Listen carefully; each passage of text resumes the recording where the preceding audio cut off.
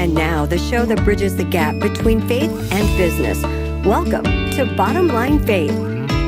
This week, as we observe the Christmas holiday, we'll take a look back at some of the Bottom Line Faith highlights of 2017. Let's start with some favorite moments of our interview with Cord Sachs, CEO of Fire Seeds.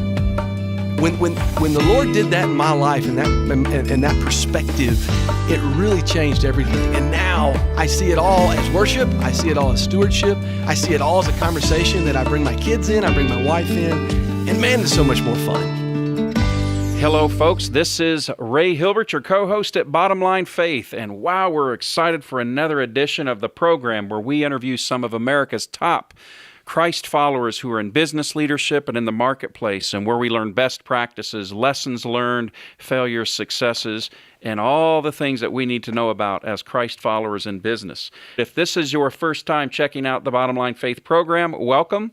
You can learn about all the other episodes of our program at bottomlinefaith.org. We'd encourage you to go check that out. Also, if you're a Christ follower leading a company or organization, if you're looking for tools and resources and encouragement, perhaps would even like to learn about roundtable groups for your peers, check out our ministry website at truthatwork.org. It is our ministry at Truth at Work that presents the Bottom Line Faith program. So please check out truthatwork.org to learn about resources and the roundtable programs in a city near you. Well, folks, I am excited about this edition. Buckle up, because we have an amazing leader that is going to be our guest today. Cord Sachs is our guest, and we are in beautiful Birmingham, Alabama. I'm looking out the window at a beautifully designed spring day. Cord, welcome to Bottom Line Faith. Ray, I'm glad to be here. It's a pleasure to be a part. Man, I tell you what, just before we've gone on recording, we've got a chance to spend some time together, and your energy is contagious.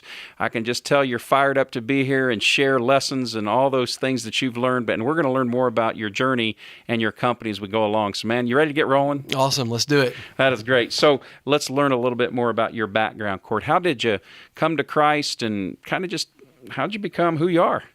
Yeah, I would have to trace that back to my father, and just how he came to Christ was a big part of even my influence now. And I think what God has used to prepare me for who I am today and what I do today. And so I tell a little bit of his story, and it goes a little bit like this. He brought up as a Catholic, very vivacious individual, never met a stranger, go for the gusto type of guy, and a big business guy, big developer, and developed a lot of properties, or developed early Vale Village, and yet didn't know Christ. So mid-'80s, housing crisis, interest rates go through the roof, 23%. He starts losing everything, and a college minister of all people runs into him at a McDonald's and shares the bridge diagram with him. And it's the first time he hears the gospel.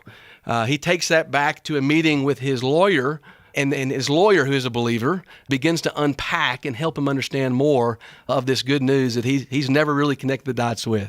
So he comes to Christ through those two individuals, and then the type of guy that's not going to go, he's not going to do anything halfway. So he goes and finds another leader and asks, how do I grow? I want to do whatever it takes to grow. And this leader happened to be an old NAV staff that had a NAV home up in out near Camp Pendleton, California, near the Marine base, and had 12 Marines living with him. And so my dad is being discipled by this NAV who's housing 12 Marines. And I, as a kid, a little 6-year-old kid, I remember going up with him every Friday for his D group, for his discipleship group. So that was kind of my early initial influence, and just I didn't know what was going on, but as I look back, I see that having a profound impact on what shaped me today. And so I come to Christ about 14 at an FCA camp, and my dad was very intentional, my hero. I lost him 10 years ago.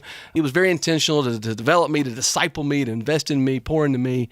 A big part of my story is just his legacy being invested into me. And so we moved from California to Gunnersville, Alabama, where I got to watch him build a business out of the back of his truck and really do business as mission. And all he knew as a new believer was you get in the Word, you pray, you share your faith, and if people come to Christ, you disciple them.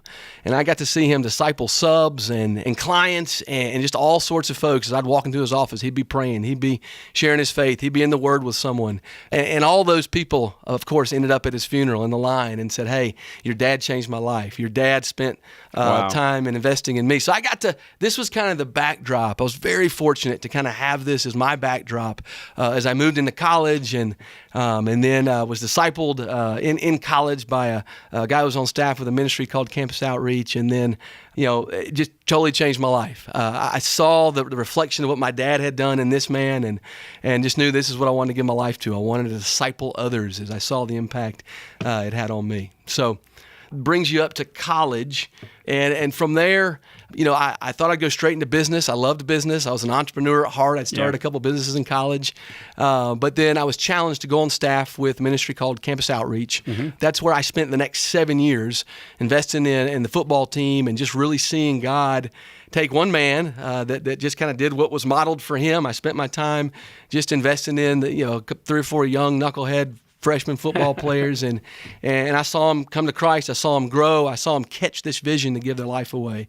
Fast forward 4 years, they're about to graduate, and there's been a movement that's taken place. As I see, we counted up 67 football players are involved in some way in a Bible study, an evangelistic experience. They've been on summer beach projects. They were in this movement, and that's where I said, this is what I want to do. This is what I want to give my life to as I move forward, whatever domain I'm put in. Yeah. And I just knew at that point it was time to move to a new season. They were calling me sir in the dorms, and I had 3 kids at this time. So I made the choice to really start my first company, and I really wanted to see is what had been challenging these graduates to do for 7 years. These athletes to go out in the world, to bloom where they're planted, and 95% of them were going to the marketplace. They weren't going into ministry. And yet I had never really lived out my faith in the marketplace. And I knew this was a time I had to go see, can I do that? I'd heard from many godly men that, it's probably not the easiest place to disciple and to do ministry is in the workplace. And, maybe I should just focus on the transitioning out of ministry and just getting involved in a Sunday school class. But I couldn't imagine the bait and switch if that wasn't true, that I've told all these guys to go out and to minister in the marketplace. And so I had to go see, can you disciple men? Is it real? Is it real? Can you really do it? Is that what we're supposed to live our faith out, where we're called to go and where we're going to spend the majority of our life? So you started a company. What was that company? So I started a company. It was called Booster with a partner of mine that graduated from Sanford with me. We started a company called Booster. It did elementary school fundraising of all things. Yeah. And so all we knew is that we had a good product, if you will, a service where we could help elementary schools raise a lot of money through a fitness-based fund run. But the unique thing we did is we went and we recruited these athletes, of all people, to come and work in an elementary school fundraising company. And we promised them 2 things. We will invest in you holistically. In a sense, we'll disciple you in the context of work, and we'll teach you business. And if you're with us for a year and you buy into both of those things and you're really good at what you do, we'll let you take a team and you'll launch into a new city. And fast forward 7 years, and that company multiplied from 4 of us in a basement to 17 cities, a couple hundred team members, and I saw it again. What I'd seen on the campus, a multiplying movement of multiplying leaders in that football team, I saw in a for-profit company a multiplying movement of multiplying leaders, this time in business. And I remember saying, this is what I want to give my life to. God's refining my story, refining my calling. And that's when I started Fire Seeds. And we're going to learn now what Fire Seeds is. But folks, if you're just joining us, I'm speaking with Cord Sachs. He's the CEO of Fire Seeds. And we've heard a little bit of Cord's background. So Cord, tell us a little bit about why the name Fire Seeds, and then help us understand what the company does. And I'll give you the name Fire Seeds. But before I do that, if I don't include and interject into my story the fact that I have an unbelievable wife and 6 kids. Our whole tagline with Fire Seeds is multiplying leaders. And so if I share that part of my story, or if I miss, I may lose some credibility in our buying into multiplying leaders. So a big part of who I am and why I do what I do and how I try to build my business so that I can have my impact there. But Fire Seeds, where does it come from? It comes from I had the name way before I started the business. I love the fact that the 2 elements, fire and seeds, they represent 2 different elements, but they both have to do with exponential impact, exponential growth, multiplication. One, the fire represents the trials you go through, the challenges, the training, the development, the hardships that make a leader. And then the seeds represent the fruit and the growth, but both multiply and have exponential impact. I'm looking at your logo on your shirt right now. I'm sure you get asked about that quite a bit, and boy, that's just a great story right there. Yeah, it's a fun story to tell, and I can tell it in the 60-second version or the version that we're sharing today. So. Awesome. That's a great transition. So tell us what it is that the company does. Well, let me start with our vision and our mission, because that's who we are. Everything flows up to vision and mission, and then, of course, values. But the vision of Fire Seeds is we want to glorify God through multiplying movements of multiplying leaders in the for-purpose market space. We've had that vision from day one, as we saw a very strategic place, being business, to where we could come alongside other business leaders who they would also agree that I want to use my business domain on purpose, and we want to help them create a movement of leaders that multiply. And so the mission, how we do that, that's our legacy statement, that's our why. How we do that is our mission. We discover, deploy, and develop multiplying leaders. So everything's around this theme of multiplying leaders, but the discovery is search. It's recruiting. We have a search firm, if you will, that finds and vets and then places multiplying leaders. A multiplying leader is someone we'd say has high character, high drive, and they have an intrinsic value of investing in other people, of building and developing other people. And when you get those three things right, that really does cover a multitude of the intangibles when you're recruiting leaders. And so we'd say our niche is recruiting leaders to values. We partner with what we call purpose-driven organizations, and that's the deployment component of our mission. We discover, we deploy multiplying leaders. The most important thing I do is vet out and partner with what we call a purpose-driven organization, a company that gets the fact that they have a domain where they're going to influence people for the majority of their lives. The 80,000 hours that we spend at work is more time than we spend anywhere in any other domain, at work or at home or in our church or our community combined.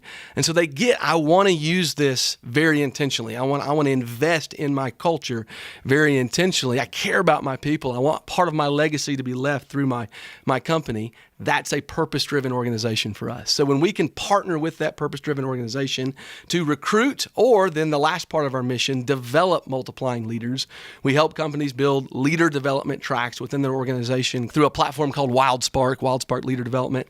Those three things are very crucial in us seeing the vision of these multiplying movements take place. Really exciting stuff, and I think maybe a client or two to give folks the framework of the types of companies you serve. Give us an example or two of the kind of companies you'd serve. I'll start local. We've got a great company that we serve here. We started with Iron Tribe, a fitness company here in Birmingham, Alabama. They started with 6 gyms local here in Birmingham. A purpose-driven organization, purpose-driven leaders. They want to use the gym and the world of group fitness in a very excellent way to engage people and have an impact on their lives very holistically. So fit our definition.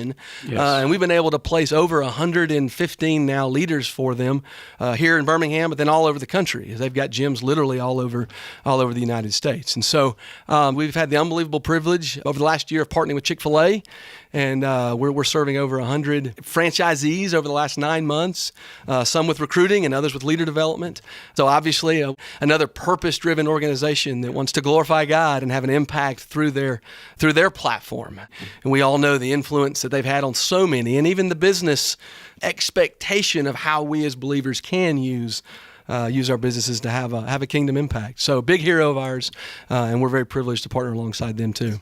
That is great stuff. Folks, you can see why I was so excited to have this conversation with Cord. You can just sense his encouragement, his enthusiasm, and the calling that God has on his life to really impact so many leaders in the marketplace through his company at Fire Seeds. And by the way, Cord, if someone is wanting to check you out and learn about you online, where would they find you? Yeah, go to fireseeds.com. Easy enough. Yeah, pretty easy. Fireseedsplural.com, and you can learn all about us. You can learn about our recruiting, learn about our leader development in one stop.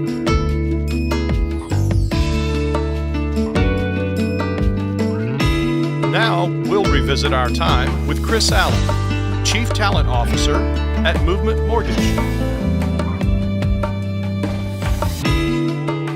Business leaders and such, but you've had a really interesting journey of how you've ended up here. Would you take a moment and help our audience understand your story? Well, if I tell them, they're all going to stop listening.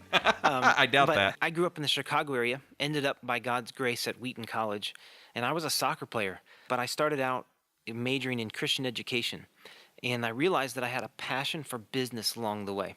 It wasn't that I didn't have a passion for Christian ed. It was like I have some other interests. So I went to basically the office at the school and said, I want to figure out how to get more business. And they said, well, have you ever heard of interdisciplinary studies? I was like, no, I have no idea what that is. Tell me. And they basically allowed me to write a paper convincing a board of the combination of business and Christian education to create basically my own custom tailored major. And so I ended up graduating from Wheaton with a full major of Christian education, about 20 plus hours of business, a couple hours of kinesiology. And the reason I share that is because that's what my career has looked like as well. I came out of Wheaton. I moved to Charlotte, North Carolina to play soccer after school with the Charlotte Eagles, which was a Christian professional soccer team. I played and was a part of the organization for 4 years, then transitioned into the pharmaceutical industry because a dad of a kid that I coached said, you'd be good. I didn't know anything about it, but I learned about corporate cultures. I learned about training. I learned about sales in that environment. Transitioned out of that into an investment company that I helped the founder build. And in there, I learned about entrepreneurialism and how to build a team and how to build structures and really the financial side of the investment world as well. I transitioned out of there in 2012 and went on staff with our church here in the Charlotte area called Elevation Church. We'd been a part of the church since it was founded in 2007. I had rejected their request to come on staff a few times and finally said yes, and ultimately went on staff in 2012, oversaw students and one of the campuses, was a part of some of the leadership there. And then in 2015, I transitioned out into the mortgage industry. And but when I look back over that career, I am about people. And in any of those environments, it's not like my role within it changed. Just the environment did. The setting did. The walls did.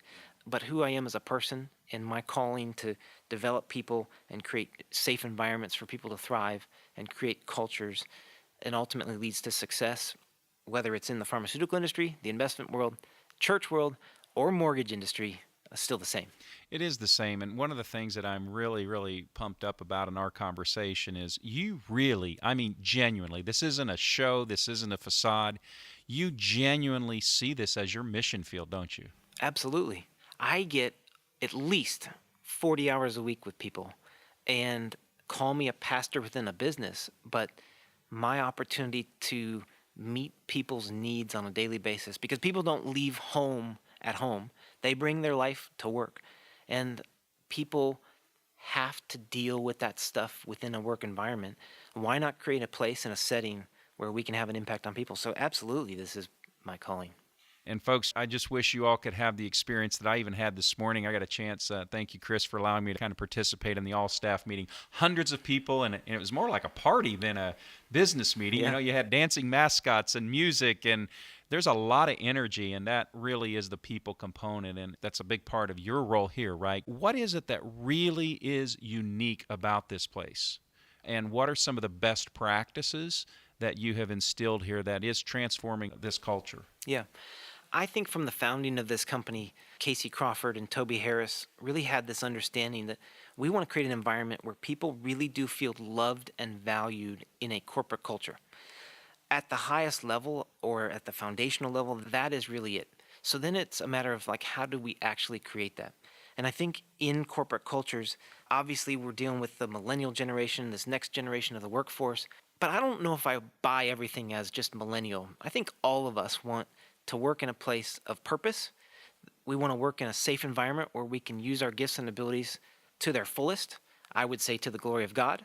Not everybody may say that, but to their fullest, and to be valued within it. And so I think the special thing here is we've tried to create a community, an environment, a safe culture for people to thrive and become their best spiritually, physically, financially, mentally, emotionally, and all of those factors affect us as people. And so why not create a workplace environment for people to thrive? And so that I feel like that's probably the secret here.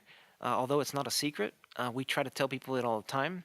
We're not perfect at it, but we're continuing to try and create an environment where people just enjoy their work, where they feel a sense of fun, they feel a sense of purpose, that they're a part of something bigger than themselves, where they see that there's potential, and where they feel like they're being developed and growing. And that's ultimately what people want. And it just happens that mortgages is the financial platform of the business, right? I mean, you really could transplant pretty much everything you're doing into any industry. Absolutely. I mean, mortgage is just how we make the profit we need to do the things we want to do in the community. But even my philosophy on bringing people in, a lot of the people who have joined our organization didn't go through college and school hoping to be in the mortgage industry. Many of us just sort of end up because God's called us to different places. And I think if you went and interviewed all the people in this building on, hey, did you think that you would be in the mortgage industry? 90% of them would say, I had no idea I'd ever be in mortgage. And so it's not just about mortgage, it's about creating a place for people to come to work that they really feel valued. Well, in fact, most businesses and business owners know that at some point they try to develop their mission statement, their vision statement, their core values, and so forth. And your mission statement here has nothing to do. It doesn't even mention mortgages. Would you just share with our audience that mission statement? Because it really is much bigger than that. Our mission statement is we say we exist to love and value people by creating a movement of change in industries, corporate cultures, and communities. There's not the word mortgage in there. The most important thing and the reason we exist is to love and value people.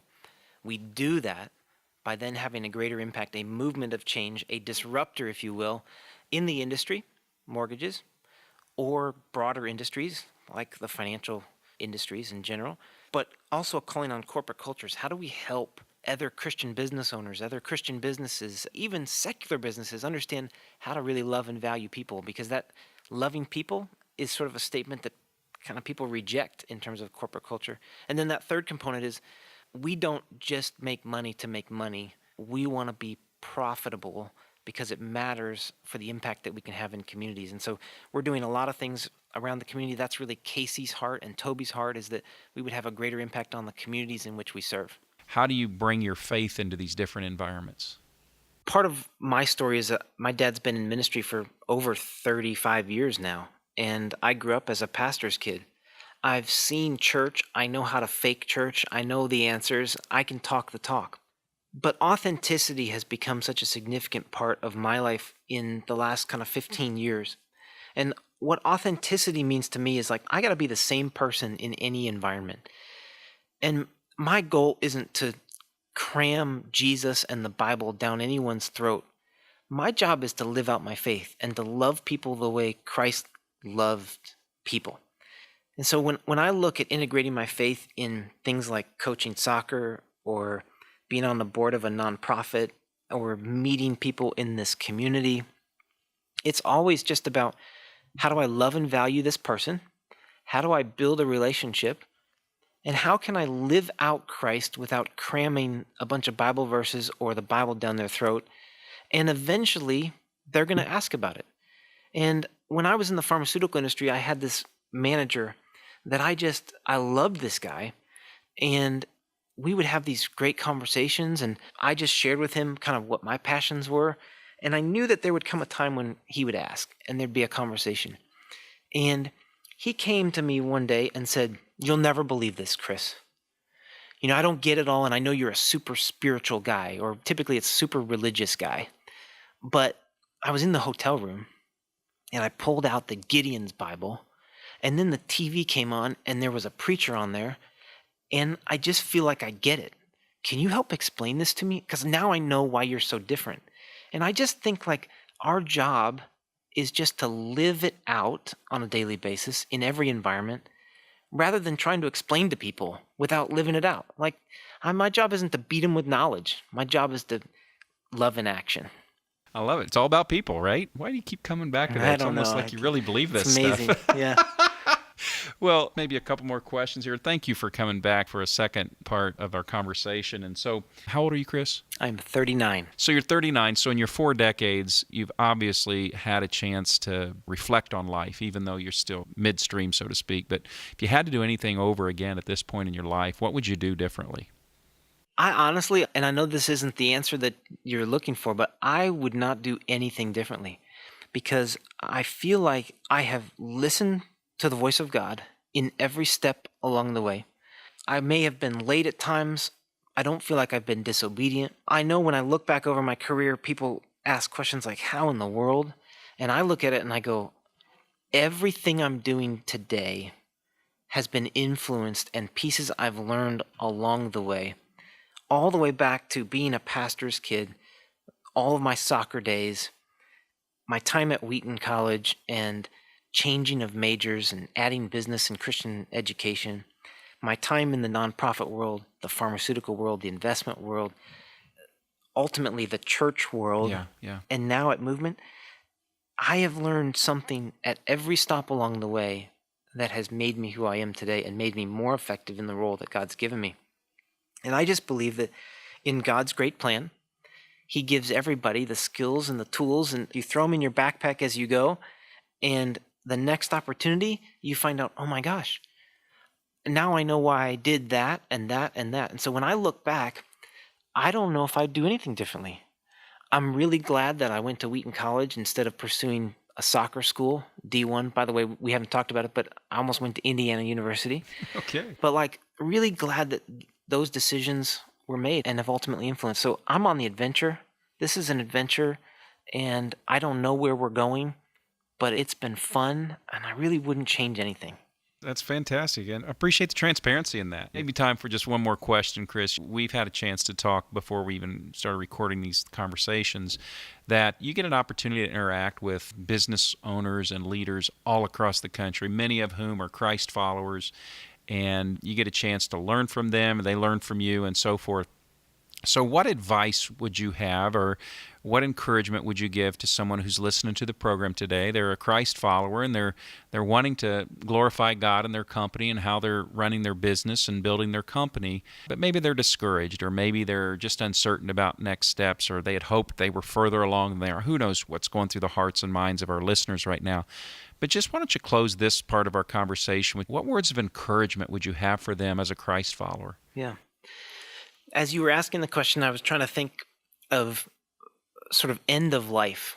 When I look back over everything, what are the things that I'm going to remember and be proud of? In momentary struggles, discouragements, down times, we get focused almost myopically on the issue at hand.